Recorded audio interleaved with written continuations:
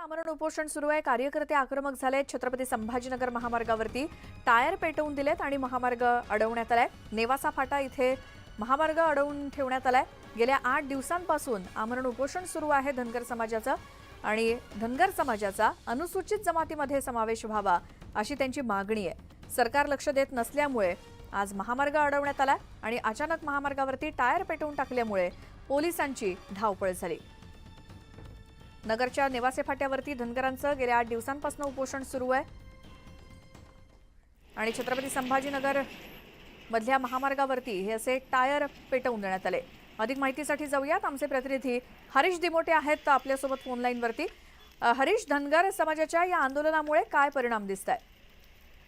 नक्कीच आपण जर बघितलं तर गेल्या 8 दिवसांपासून अहमदनगर जिल्ह्यातील नेवासा फाटा या ठिकाणी प्रल्हाद तोरमारे यांच्यासह संभाजीनगर किंवा जालना अहमदनगर जिल्ह्यातले